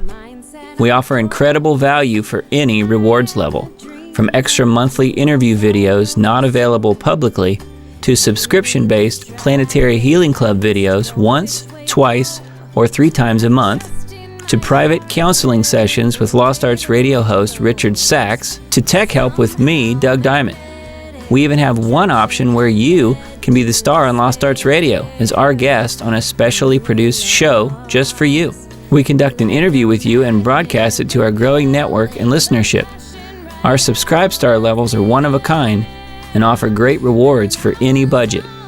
Please help support Lost Arts Radio. We can't do it without you. With increasing censorship on many of our channels, we really need your support today to keep doing what we're doing. As Richard says, we're not even at survival level yet. Lost Arts Radio has 3 weekly shows. Lost Arts Radio Live each Saturday night at 7:30 Eastern, 4:30 Pacific, which is a live stream currently on multiple platforms in case we get banned from some of the larger ones. Right now, we're on 2 YouTube channels, Facebook Live, Periscope, which is Twitter, Twitch, and DLive. You can access these broadcasts by going to www.lostartsradio.com/live for all the links to those channels.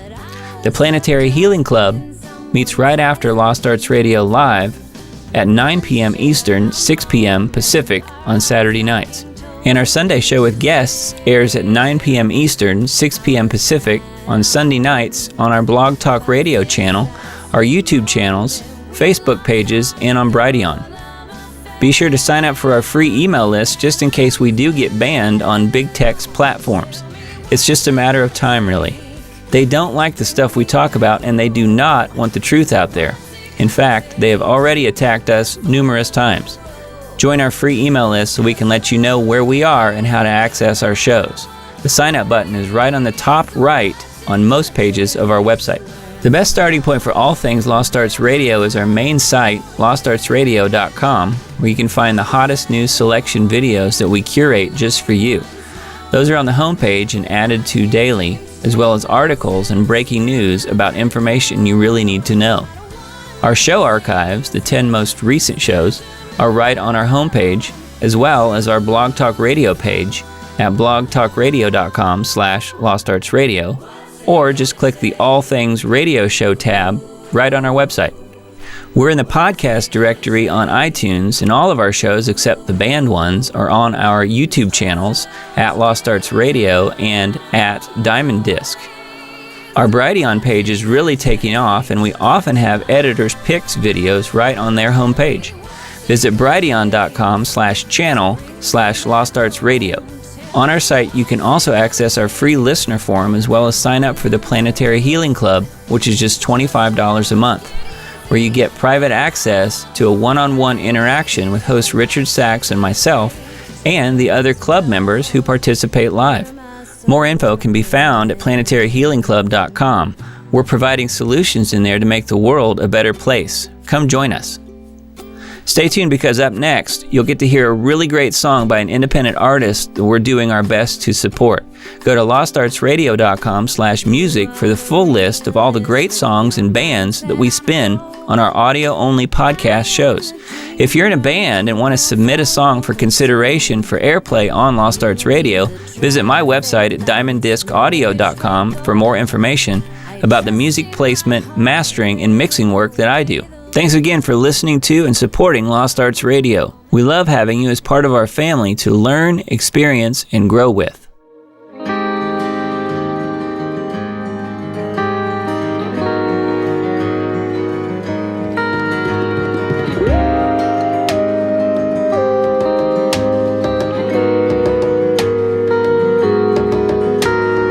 I got no clue, didn't know what to ask.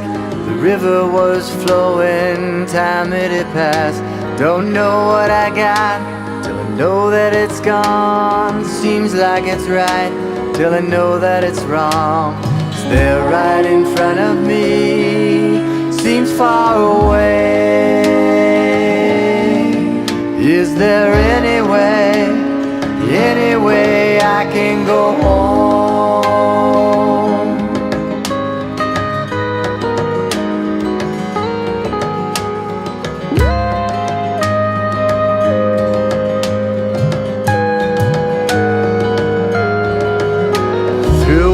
Distractions, look straight ahead. I'm getting pushed sideways, off track instead. Look for the moment when nothing is real. I look for the magic when touch turns to feel. It's there right in front of me, seems far away. Is there any way I can go home? Here I am again, lake in Hennepin, thinking about life, the way that things might have been. Any way I can go home.